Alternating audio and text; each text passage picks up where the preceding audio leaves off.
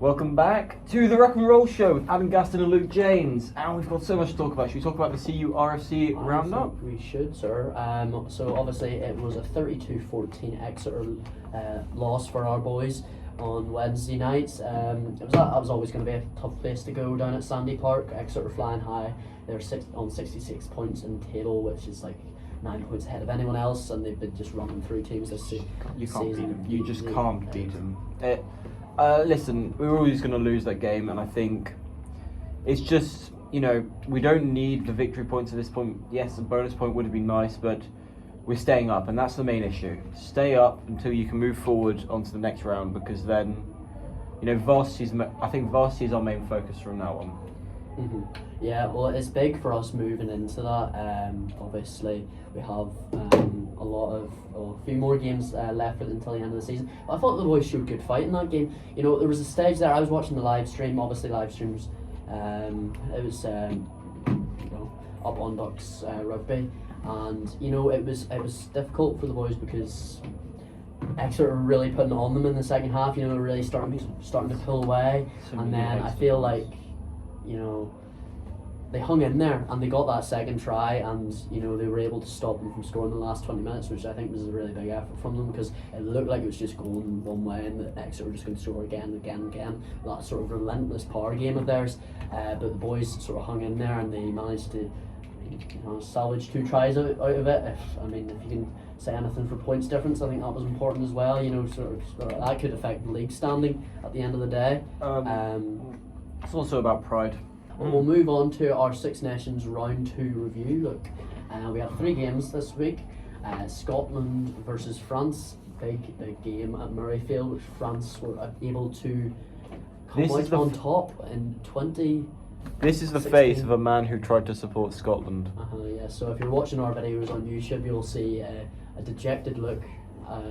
Obviously wearing his Scotland jersey today. He's making no bones about who he's supporting. What did you make of the game? So obviously there's a lot of big talking points. Obviously the disallowed try is the biggest one. Gail Ficou. But what do you make of the game? Gail Ficou had an incredible game. The outside centre was everywhere. We saw him running lines that you'd expect from him. We didn't see him. He was so quiet against Ireland last week, and then he just came out of the blocks. Kicking game, Finn really, really pushed Luku and Jalibert back.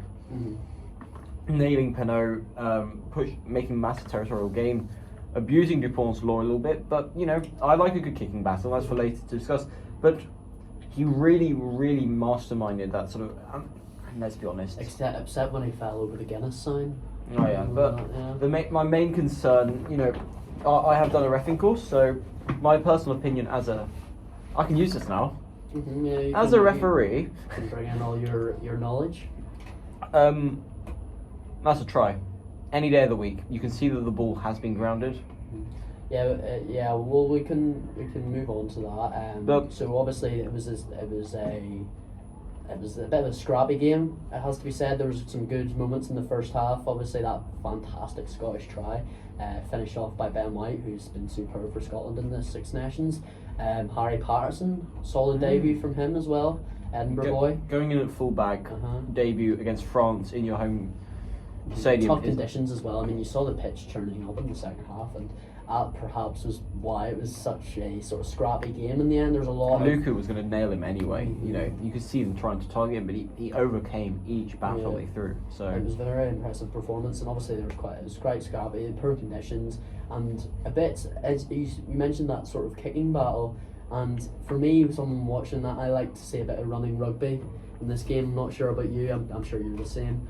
And it was quite frustrating to watch in the second half, wasn't it? In terms of kicking back and forth, and then Finn Russell's, he's waiting 5 seconds and then he's moving forward, and we've got this sort of, and this is one of our debate questions for today, is the Dupont rule, which the rule states that a player, that's the opposition, when they kick the ball, they can only be brought onside by an opposition player when he moves 5 metres or passes the ball or kicks the ball. They can't move up and tackle him. It's obviously, it's been brought in to sort of safeguard people being hit late, when chasing up.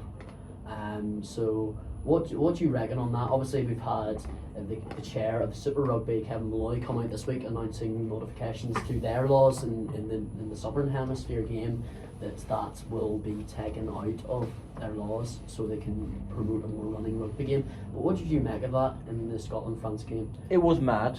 For up and It was under, particularly bad, wasn't it? I think it was you could see Russell was decisions. trying to make a point out of it. You could see Russell. Everything he did was to make a point out of that rule, and that's fair play to him. I think that personally, I like a good kicking battle because it shows the strategy of either team. For those who just want to watch simple running, tackle, turnover, where there's no rucking or contesting, you just want ball moving overtime, just watch rugby league.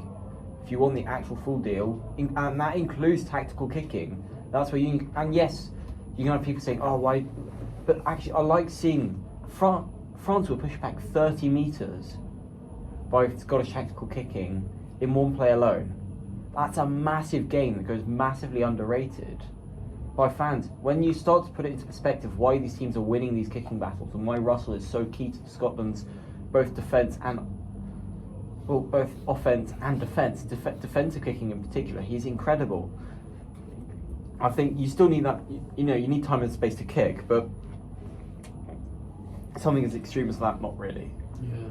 I don't think the Dupont rule applies to up and unders because I think that would be mad because then everyone is offside instantly. Yeah. I think it's specifically for long range kicking, but yeah, I think it should just be players brought onside by the kicker or whoever, and if you're behind the kicker and you run, then you're onside, or if you are the kicker, obviously you're onside.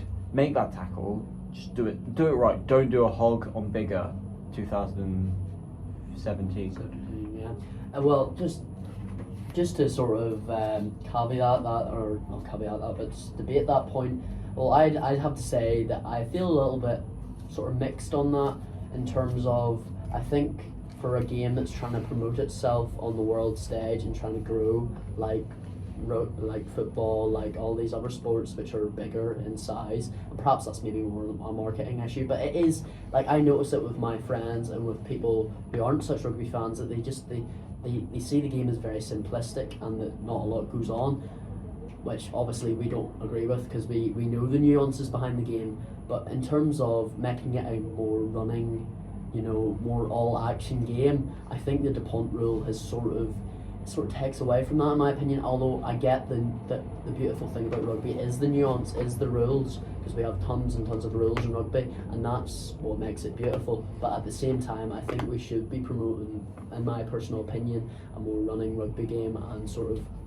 I mean, kicking's a beautiful thing. Like, it's great to see that tactical battle if you're rugby, regular rugby watchers like ourselves. But if you're a rugby casual or someone that's just tuning into rugby, you're gonna get bored at that, are you not? But the thing is, you're seeing, on social media, we see the complaints, and it's maybe a 30-second clip, or it's 2 minutes worth of clips from a game that actually in real time takes maybe 86 minutes, if you include all the dead ball time. So there's a lot of it that goes unsaid. And also, as I said before, rugby union, the sport we love and adore, we live for this game. Absolutely. It is all about every single way that you try and advance up that pitch. And the kicking game, yes, it can be a bit ugly sometimes, but we're seeing its benefits, especially with the new 50-22 law that came in 2021. That kind of helped, but also we're seeing running rugby. Look at that Van Merwe try from last year against England. But I think if you make it specifically just running rugby, you think it doesn't just take away from the game. You take away a lot of players who would have played the game if where it is slower, where it is just the breakdown of the heavy section. Because when you try and speed the game up, rugby is a game for all shapes and sizes, and that includes people who aren't as fast as running, but they might be good in the breakdown, they might be good in the scrum, they might be good in the line out. So why are you then taking them out the game just because they aren't good at one part of it? You don't ask a fly half to do a line out. You don't ask a lock to run on the wing, unless you're Rossi. Of course, Rossi has different rules entirely. Yeah, no, he just takes the World Rugby rule book and adds a couple of caveats. Just a little bit of salt in there. Yeah. Paprika, Cajun seasoning, all sorts of stuff. Yeah, well, I think on that point, you make a good point. Like, rugby should be inclusive, and it should be for people of all shapes and sizes. The props quite like kicking battles. Good, It just good gives them a- design of it, like honestly. You know, if it was only a big man's game, I would never played it at school. But it was obviously, it's open to everyone, all shapes and sizes, and all abilities and different abilities, and I guess the nuances of what you're good at, whether that be kicking, whether that be rec down work. You know, we've got all these different beautiful players that play their own styles of rugby, and I guess that brings it all together. So, yeah, well, that was a wee sort of debate on the DuPont rule. So look, you don't think it needs to be changed in the Northern Hemisphere? You disagree with the Super Rugby? Super Rugby always trying to appeal to the rugby league fans. So that's always their business strategy.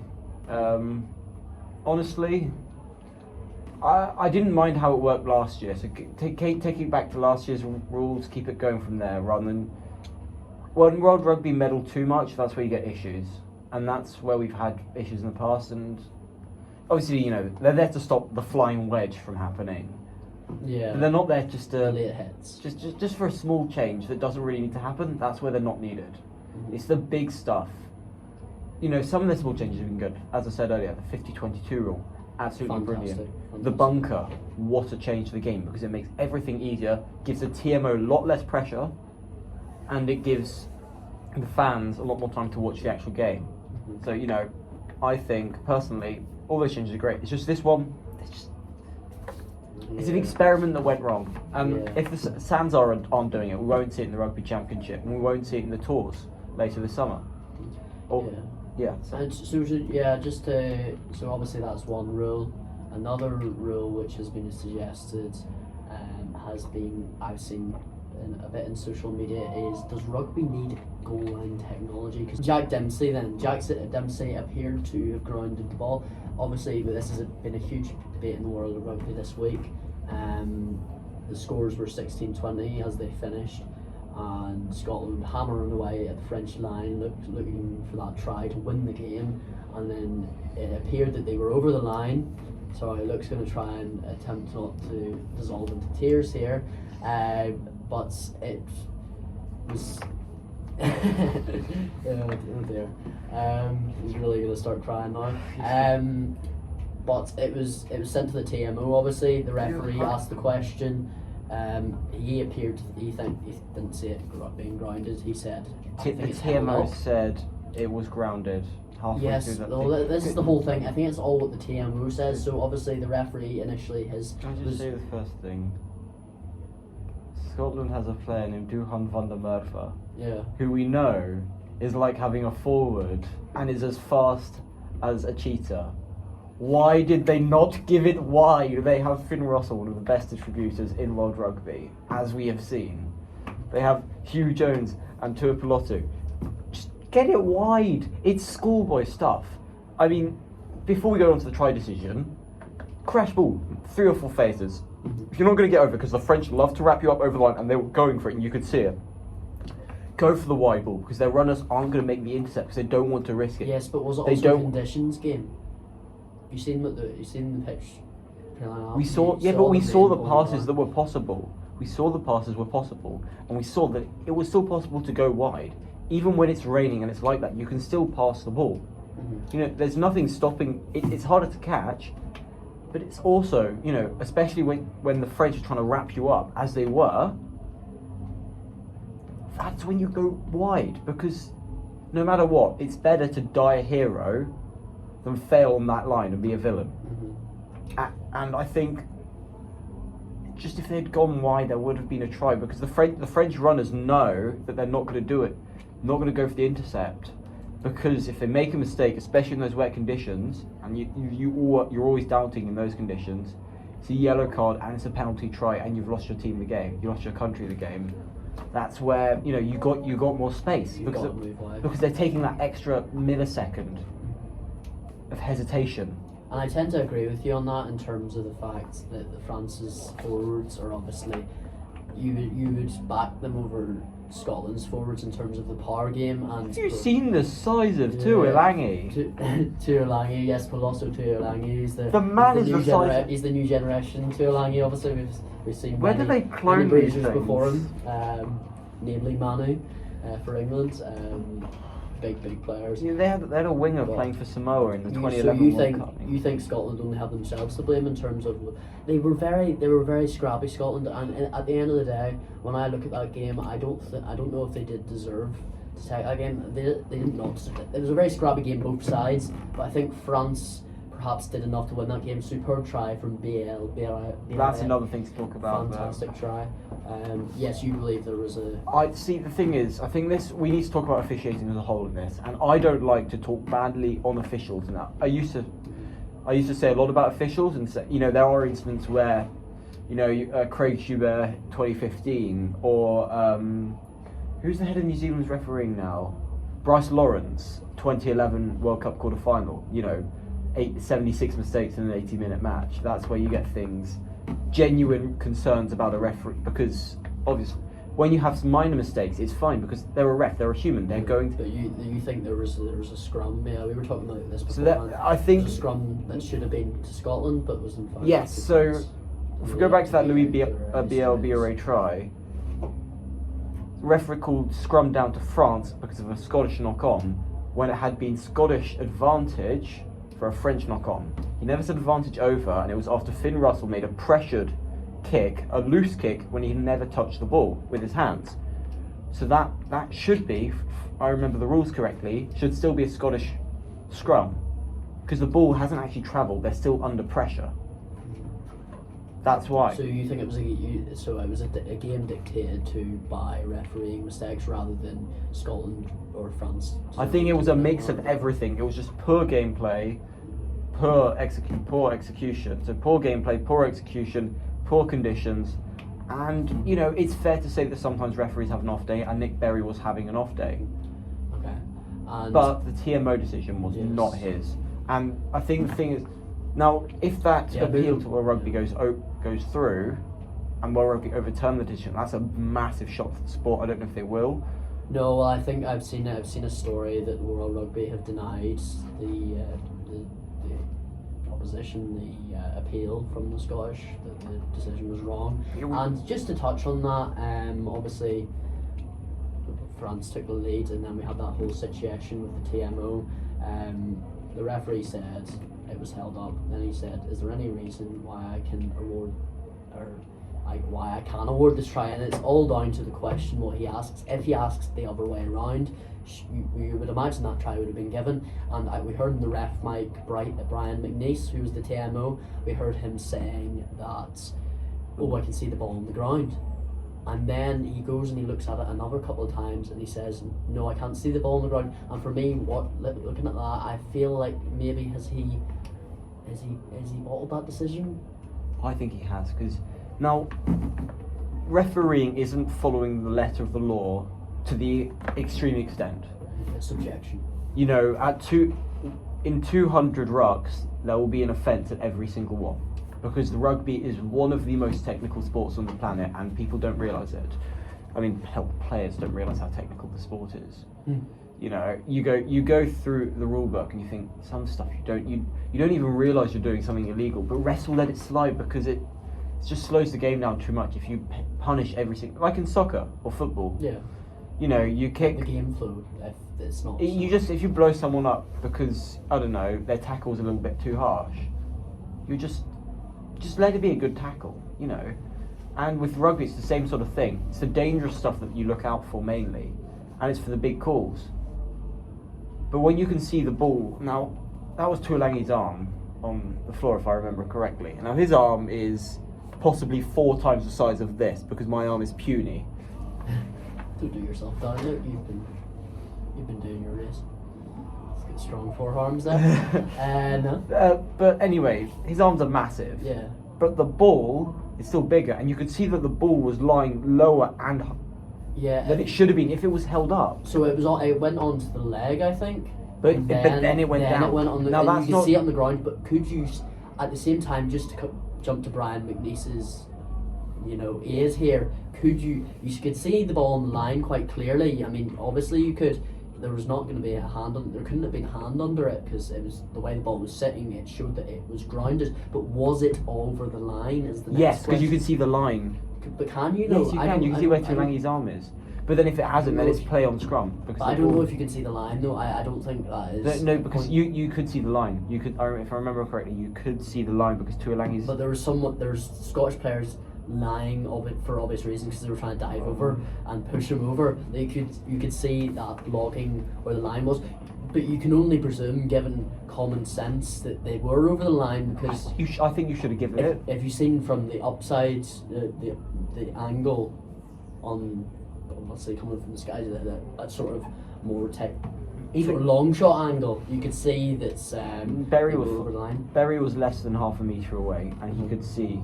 And I don't know how he missed it because the ball was in front of him. Just a mistake, an honest mistake, a human error, but a costly error. And you know, each team has to play to the ref, and you can't bash the ref too much because it's a hard job. Yeah. But you just got to move on no matter what and see what happens next. So you know. So do you think goal line technology should be something that's introduced? Yeah. And is that the same thing? You know, obviously football brought it in a lot of years ago, a couple of years ago, quite a few years now actually. So would that work the same in football as it does rugby? Because obviously we've got bigger sort of variables with rugby and football. Obviously rugby. Although I do worry. There's big, massive men trying to jump on the ball, and with football, it's just like getting the football over the line. You know, it's a lot simpler process. I feel like you need sensors, but even then, that's insane to monitor. So it might not work, and that's the main thing. It would be interesting to implement like sensors on the pads that could pick up specifically the ball hitting it, but then there's no tech good enough to so I don't think it would work. It would be nice to have, and we might see a lot more tries scored as players get very close to the line, but I don't think it will work because there's too many players, as you say, involved at the rucks, at the breakdowns, at the tackles. Unless you've got Eben Etebeth, who can clearly just... Yeah, of course, big Eben with his long arms. Anyway, so we're going to move on from that. Just to finish on France and Scotland, moving forwards. Obviously, we've got a break this week. We've got a bit of URC action and stuff. And then the next games next week, I think France have Italy, Scotland have the Calcutta Cup against England at Murrayfield. Just moving forward, how much of a blow is that to Scotland? Massive. That's massive. That's That's really hitting you hard. No matter what anyone says, that's going to hurt because you deserve that, and yet you didn't get it. So they're going to have to take away from this and just move forward. I don't know how, but yeah, not as I think it's not like where Wales can take any defeat now. You know, both defeats, Scotland and just walk away. Scotland are developed. You know, they're there. They're at that stage where they have to be the world leaders, and they couldn't. So you know, I think Scotland need to move on. Yeah, and so should we. Yeah, to France. In terms of France, does that give them an outside chance of winning the tournament, or do you think they're still a wee bit off?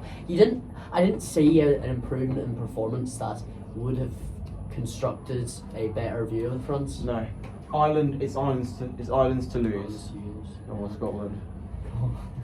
Come on, Ireland. Right, as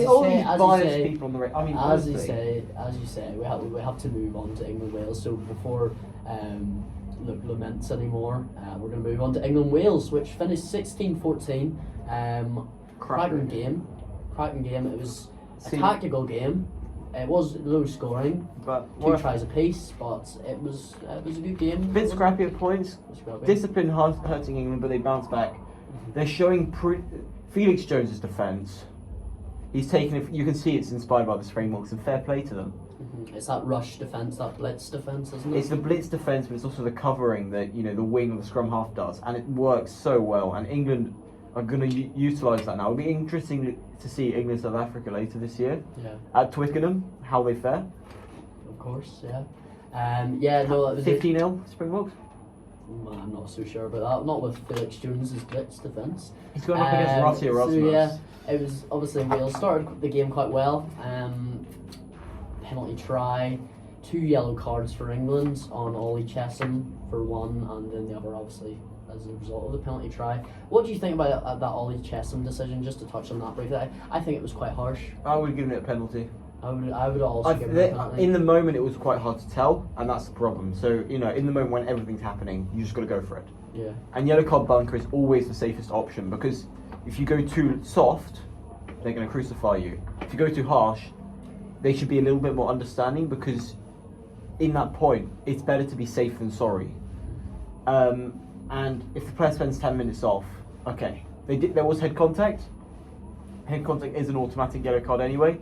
But I think it's best that referees go to the bunker because it saves themselves as well. So you know what? At the end of the day, in that moment, I might have given a yellow. Looking back, probably a penalty. And that's where it's different. Yeah. Well, I mean, that's the thing. The yellow card bunker gives you that sort of, maybe get out of jail card, if you're not so sure about decisions. It's so much safer. It is safer. But you could also say it could have been damaging for England, And I can never get on, but I can rarely get on board with this whole idea when one of your fellow players tackles an opposition player that's bending low. That's a mitigating factor because then the opposition player is going to drop and then you're going to hit him in a different place than you would have regularly. We see it happen so often. A lot of players get away with it, just unfortunate timing for that tackle. So you know what, just got to move on from that. Moving on from that. Obviously, Wales started really well. Cracking try from Alex Mann. That's 2 from 2 for him. The Cardiff flanker, superb try that was. Tommy Raffel, superb down the breakdown with a couple of Aaron Wainwright. Couple of Aaron Wainwright as well. Yeah, Wales's back row is doing absolutely. They're missing crazy Jack job. Morgan. They are missing Jack Morgan, but Tommy Raffel he's come in and he's obviously always been in there, and he's one of the best in the Six Nations around the breakdown. There's no bones about it. That's the way it is. You guys just can't defend. Oh, perhaps. But obviously England coming back into it. I thought the halfbacks for England, they controlled the game quite well for them. Ford is one of the best defensive brought them back into it at the end of the day. George Ford's fly half style is very defensive. Alex Mitchell is a really, really interesting scrum half because he's both offensive and defensive, and he's so quick to make decisions. And usually his box kicking is incredible. So when you got a player like that, and then you got the mindset of George Ford, who's quite reserved, but he's open to things.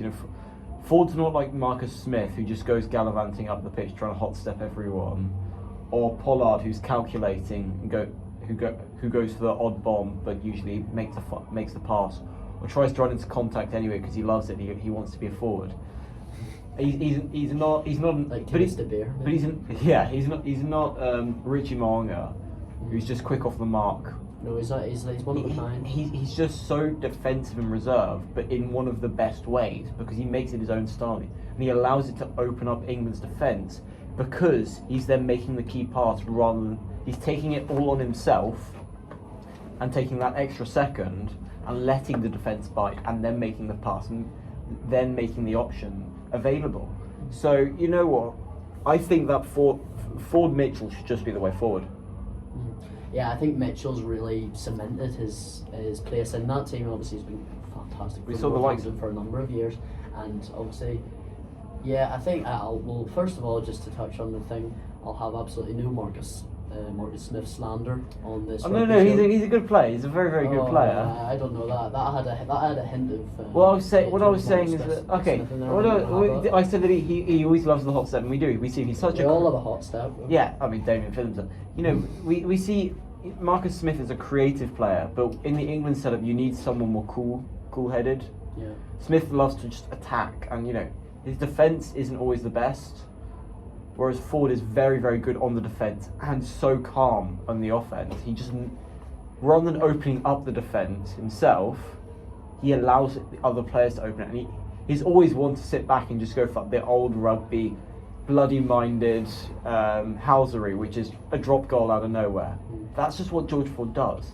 And England controlled that game really well towards the end, and they just snatched it away from Wales through experience and guile more than anything else. I think it's still a very young Wales side. It's still a big ask, even though England are not on the top of the game. It's still a very big ask for Wales to go to Twickenham and to get a victory there. But I thought they performed admirably. Again, England, that's 2 from 2 for them. Moving forward, do you think that they've got a chance at the championship or no?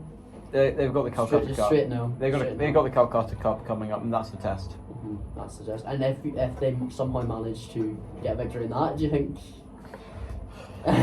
with Ireland they've got Ireland at home? I still don't think that. No chance. No. I think they're motoring along nicely with the new side. In terms of Wales moving forward, what do you reckon on their development? It's positive. Really, really positive. I think it's like Italy. It's young teams that are just showing signs of absolute brilliance coming through the ranks, and that's all you need. You know, think about the 2018 Springboks, or even, you know, Ireland in that sort of, or France in 2018. Those three teams had scrappy games. You know, the Springboks lost their first test to Wales. I think it was 21-18, and that was in Washington DC. They then were down 24-3 within 16 minutes against England at home in Ellis Park. They wanted to win that game 44-38, was it? Brilliant game of rugby. Faf de Klerk, man of the match for that game. This man is a Springboks encyclopedia. It just sits in my mind. So you think it's positive? It's all positive. I think unlike Argentina last year, you know, where they were showing really positive signs after you know, they're a young team, with a few old heads mingled in. They were showing, you know, Argentina was showing positive signs, beat the All Blacks 24-18. I still got in New Zealand, which was mental. This Wales team genuinely shows sort of long-term progression. I think, rather than having, you know, they've lost all their old heads, but this gives them time to develop and mature these players. But they into still some do have superstars. some experience in there. They have George North coming back in. You know, there's a couple of experienced heads, but you're not going to have the likes of Alwyn Jones back, and I think that's for the best. Yeah, as much as he is a fantastic player, yeah, it's probably good. Fantastic player. Not So such a fit. positive signs for Wales moving forward, and we'll move on to Ireland, Italy, because I think we're running out of time here. Look, how long do we have left on this one? How long can we grab you for? Well, I've got to get down. We can probably go to 10 past. We're going to 10 past. So We you give got this time 15 for the more quick minutes fire. of Luke James, ladies and gentlemen. We can do the quick fire 5. That's great. That's great. We'll run through this. We've got Ireland to Italy next. Obviously, is 36-0 to Ireland. I thought you said the Zuri there. No. just simple old Italy. Cracking result for Ireland. That was. You thought it was banana skin. I remember you telling me it was going to be 15-10 last week. Oh no! I thought no, it was works. 50-10 to Look Ireland. how I that think. works. No, okay, I'll hold my hand. Cracking result from the Irish. They just very professional. If you do- to nil Italy is a big. I did have enough headache when I made that prediction. No, it was an incredible, really complete performance. But positive signs, still only 36 points. Now, only sounds bad. This is an Ireland side that can put 50 in a World Cup I don't know if you on can spin Scotland. that into. Oh, I can spin I anything think into a when it's the Azuri, I think you No, can spin anything. Do you think? well, not anything. You know, tax fraud is still going to get me. But that was a joke. That was a legal joke. reasons we For must say. HMRC, that was a joke. I think that Ireland side could put 50 on a competent side. They're just so well drilled, aren't they? They're a fantastic performance. Again. Oh, sorry, sir. No, they are incredible. They are mind-boggling. You should have known this. You should have known this with me. And when it comes to Ireland, I could just wax lyrical all day long. They're a superb side. Jack Crowley, great performance at 10. Great. What do you think of the performances on the Irish side? It's just all round complete, and that was something we were worried about. But now, honestly, I'm just waiting for that summer series in South Africa. That's going to be it's going to be that's mouth-watering prospect of that, and we cannot wait. I mean, we're going to have to somehow try and comment on that. Get a podcast going or something like that over the summer. But yeah, that is gonna. I don't know how, because you know, wow. The two, I'd say that they're you know, the first and third best team on the planet going head to head. Yeah. It's mental. First and third. New Zealand second. I can't really argue with that. It's the biggest in the World Cup. But yeah, fantastic result for Ireland. Moving forward, Ireland Grand Slam. Yeah. Yeah. Unfortunately. I've won him over now. Zuri didn't come to save him at the weekend, so he's had a rough weekend. It's more than a rough weekend, yeah, man. A rough week. Rough week. Someone get me some bagpipes and some iron brew. Some bagpipes, of course. Italy moving forward, do you think that dents their confidence quite a lot? It's just another knockdown. You know, when you're punched down so much, it starts to get repetitive. Starts to get numb. Louis Liner being called up, That is good. and Capozzo being back. Suddenly you got options. Why don't Capozzo and Padovani? Yeah. That back three. Monty Ioane as well. You can't forget about him. Put him in on 23. Impact sub. That does sound good. Yes. So the next thing I have on here is we're going to just touch on briefly. We've got a couple more sections, but we're going to run through them quickly. Referee abuse. Yes. You mentioned some statistics. So the French were, as a result, for 25% of all abuse directed at referees at the World Cup. England alone was responsible for 12%, but the UK and Ireland combined was responsible for 31%, and South Africa was responsible for 19% of it. And that was at referees and players. The most of the institution with the most abuse was World Rugby, then it was South Africa, and then it was England. And World Rugby that's on their official accounts, and the World Rugby one was all the way up here. Then it was South Africa, then England, then France. And how big an issue is this in terms of worldwide sport? We see a lot of hate in a lot of sports, but in terms of rugby and the refereeing abuse, this is the I mean, we saw the whistleblower documentaries coming out, which will shed a bit more light on that. This is the direction we don't want to go in. You know, think about football. Yeah. Think about how they treat the refs in football, and how, you know, we've seen coaches punch referees. Rugby is a game, and I think partially the social aspect of rugby, especially at the time of the World Cup, when people think, oh, it's the Toffs game, especially in England, think, oh, it's the Toffs game, they're all just a bunch of, you know, all that kind of thing. That's when the hate starts to seep in, and then it seeps into the abuse of the officials or the jealousy, you know, the hatred directed towards South African players.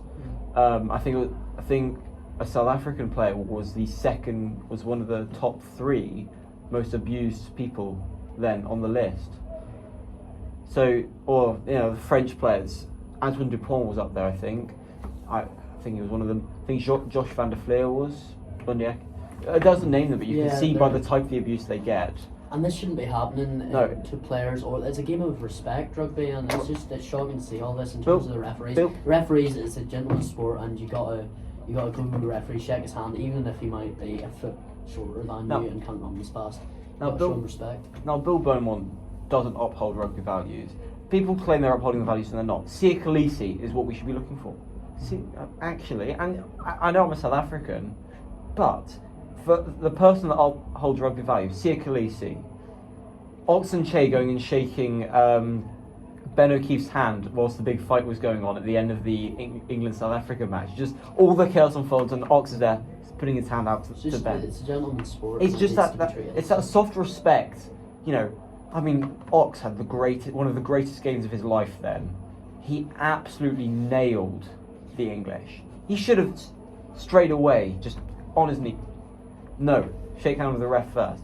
Same with David Pocock at the 2015 World Cup final. After they lost to New Zealand, went and shook Nigel Owen's hand and said, "Thank you, you've done a great game. You refed a great game for us today." I can't remember the All Blacks' name, who went actually first. You know, you've just won the World Cup. You've achieved your lifetime goal. And he goes and shakes the ref hand first. That is what the sport should be about. I absolutely agree with that. Right, well, that was our segment on the sort of the story of the abuse coming out of the referees. We've got our URC coming back, so we'll just touch quickly on that. A couple of fixtures to highlight. Obviously, we're going to the Cardiff Connacht game tomorrow night together. We're very excited about that. We've got Ulster returning to action against the Ospreys in Swansea as well. I'm going to say Ulster 25, Ospreys 17. Yeah, it's important for Ulster to get back to winning ways. A couple of bruising results before. You think you've had a couple of bruising results? Yeah. the Sharks have the Stormers. That's a big game as well. Leinster Benetton as well. Leinster Benetton is tight. It's in Dublin. Yeah, that's going to be tight. But can we talk about Stormers Sharks quickly, because we'll touch on them. Yeah. Because that's I think for casual URC fans, if you can catch that is the game to watch, because it's just it's the collision of two very different styles of rugby. Stormers sort of running rugby, a bit like Harlequins, and then you've got the Sharks, which is a bit more sort of heavy. But then we've got runners like Werner Koch, you know, Olympic medalist. Have you seen the size of him? I met him. He's so soft-spoken and a nice guy. Oh, of course. But he's just He's like Tarzan, but with blonde hair. He's mental. Luscious locks, you know. I mean, that game, I'm gonna say Stormers 35, Sharks 20. Stormers on my second team, but no, that is humble from you, to be fair. Sharks 20 Stormers. My dad's gonna send me so many texts about this now. It's just gonna be moving in. And it's fair play. So we got the top two there, Leinster and Benetton. Come on, Benetton. Huge game for Benetton. What an opportunity! Well, they're playing. They're not even playing Ireland. They're not even playing Ireland. Yeah, well, that's it. I mean, Leinster have so much quality and depth that they can probably cut out a second team and beat quite a lot of sides. But they didn't do that to the Bulls. Well, you know. You know, Munster are the only undefeated team in South Africa. Ulster being defeated. No, undefeated. Oh, undefeated. Yeah, Munster. They have never lost. They've never lost to the Stormers in South Africa. They're the only team that haven't lost at all. No, they have quite an impressive away record in that South Africa, to be fair. But moving into, obviously we've got Leinster, Benetton sitting at the top, crunch game there, and at the bottom we've got Dragons and the Sharks and Zebra. So yeah. How are we at the bottom? Yeah, How are we at the bottom? It's not the one game we won was 57-6, and that's what annoys me. Anyway, European Challenge Cup, we're going to be champions of. So, and don't allow me to feed into my delusions, okay? This is all I need, okay? Actually, I can't be complaining. I won a World Cup earlier this year. Okay, I don't think you can. I think you got to take the rough with the smooth, and there's give and take in this life, my friend. So yeah, I think that's a huge game at the top of the table there. So we look forward to that the weekend. So obviously the Premiership Rugby Cup as well, just to keep you informed on that. We've got Gloucester versus Exeter and the Ealing Trailfinders versus Leicester Tigers in the two semi-finals. The Ealing Trailfinders, yes, that's right. They get more money than most Prem teams, funding wise. I know there's big money going around in the Championship. To be fair, how do you see those fixtures going? So was it Trailfinders versus Leicester Tigers, and the first one was Gloucester versus Exeter. Exeter will take the first one. Exeter will beat Gloucester. Trailfinders Tigers. Although it's going to be a younger Tiger side, so I'll say Trailfinders. Really? Yeah. Oh, okay. Well, I would love for that. You can find that on the championship team. So on to our quick fire 5. Look, I will do mine first. So I've got 5 questions for you on this week's Six Nations, the second round, 2024 Six Nations. My first question is, how many appearances does Scottish debutant Harry Patterson have for Edinburgh? He's young though. He is young. It's not a lot, I'll give you that. 27. No, he has 8. Wow. 8. Wow, that's impressive. That is very impressive. But you're wrong. I've got the camera up as well. This is annoying. This is the humiliation for you, sir. The next one is, what Irish star scored his first try in the Six Nations this weekend? Oh no. This should be it. I think you should get this. If you watched the game, did you watch the game? No. Did you watch the highlights? No. This there. week I've had some issues. Yeah. Six Islands. Can I get a clue? Just. Am I giving clues? Should I be giving? I'll give you a clue. It's a back. It's a back. It's not James Lowe. It's a Bundyaki. Hold on. So let's just backtrack here. I'm just. Did I say it's not James Lowe? Because this is ridiculous. Bundyaki. You think this is Bundyaki's first try in the Six Nations? I don't know. It was a guess. It's a guess because I didn't know. You're not. Who is it? Jack Crowley. Oh, okay, that's fair. Of Well, course. That is shocking for you. I thought he scored last week. I can't lie. I thought he scored last week. Okay, next one. How many consecutive home wins do Ireland now have? Like total, like in terms of, in any competition, how many consecutive home wins do Ireland have? 18. We're close. It's 17. Oh dear. I think I might win this one. How many tackles did, this is a tough one, how many tackles did Welsh flanker Tommy Rafel make against England? I will give you, it is above 10. So it's less than Peter Steph-Dutoy. I have no idea, I don't know how many. World Cup final, Peter Steph-Dutoy made 28 tackles. Is it less than that? Yes. 14. You are correct. Yes! There you go. I had to give him a couple of clues because he's really struggling here. And finally, who scored England's first try against Wales on Saturday? Was it Ennis Genge? Is that your final answer? Yes. No. Oh. It was Ben Earl. So Of course it was Ben Earl. That was one out of 5. Look, so if you'd kindly give me my questions, I will take the That's so annoying. Because Okay. I'm just a superior rugby expert. I'm sorry. That is the biggest piece of I'm gonna, for the sake of my journalist career, I will not continue that statement. All I can say. Who was the referee when Scotland took on France?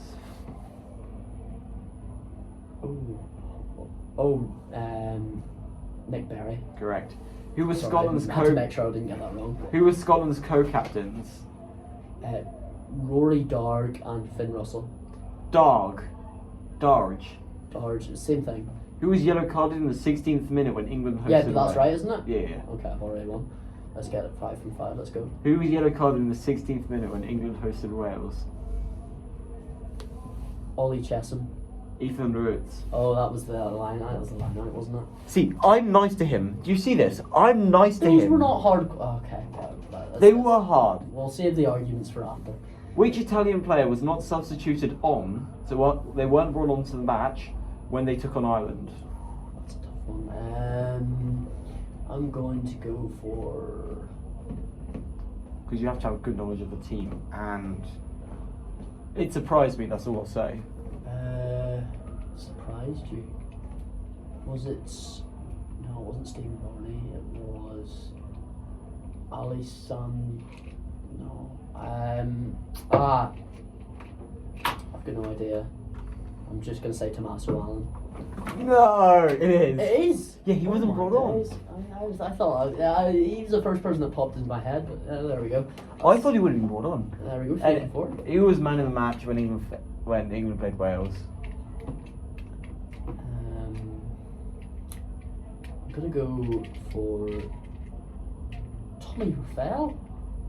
Ben Earls. Ben Earl. I know I should have gone for an England 4 player, from but 5. for I me- will take it. I will take No, the. I was I will take 3 from 5, but I still win. So there 4 we go. from 3. 4 from 5 from you. 4 from 5. No. I No, didn't- it's 3 I from 5. You got it the yellow was 3 carded. from Yeah, 5. you got the yellow carded one wrong. There we go. Right. Well, that was. Sorry, were you gonna say something? Do you want to finish off? Do you have any No, that was the concluding thoughts, worst Luke? round I've done. Yeah, Okay, that was the best round I've done. There we go. Well, that was our quick fire 5 to finish off the show. That was episode 3 of the spring semester of your Ruck and Roll show on your uni, your sound, Express Radio. Thank you very much.